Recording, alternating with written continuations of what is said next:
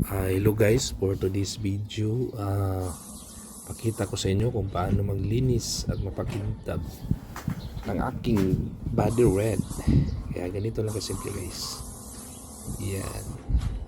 Yung gamit pala natin guys, BS1. Ito yung pinaka-paborito kong gamitin sa pangpakintab ng body natin. Yan. Kailangan dito muna sa mga mugs niya, sa rear. Yan. Ikot-ikot. Diba, ganyan yung pag walang rides, yan, naka-stand lang yan yung body natin. Hindi natin ginagamit yan. Bali yung ginagamit ko yung ibang motor. Yan. Ganun nakasimple. Sana all alagang-alaga.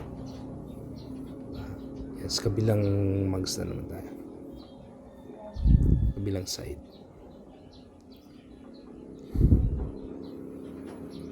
Yan, ganun yung ginagawa ko guys. Pag bawa nalinisan ko na siya, patuyuin ko, tapos saka papasyahin.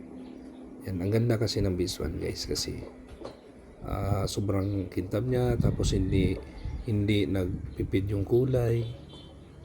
Ayan. Yan, ganyan talaga yung kulay niya guys. Wala pong filter yan. Bali yung Insta360 yung gamit natin. Ayan. Diretso na po yun. Wala pong filter yan guys. Bali binoise over ko lang para at least malaman nyo kung paano ang pagpakintab. Yan, siyempre sa likod muna.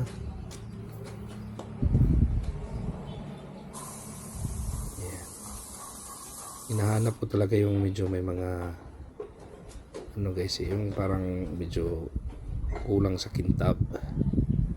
Ayan.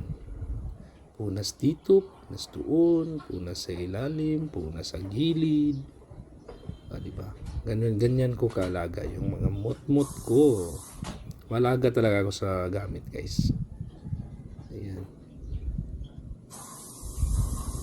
Kaya kahit mag 1 year mahigit na itong body red ko, parang brand new pa rin kasi alagang-alaga.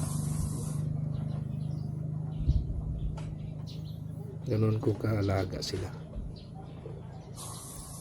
Pagkatapos nito guys, siyempre next ko yung i-beres natin. Kasi tapos na rin yung hugasan. Kailangan lang i-shine sa BS1. BS1 baka naman. Yan, baka may mag-sponsor sa atin ng BS1.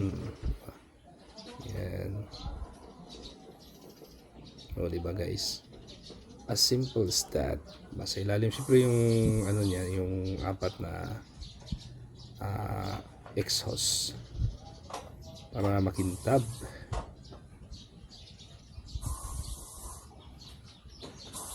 Yan. Diba? Sobrang kinis. Oh, diba? Yan, patapos na po tayo. Yun. Finish na to. Yan, kunting na lang.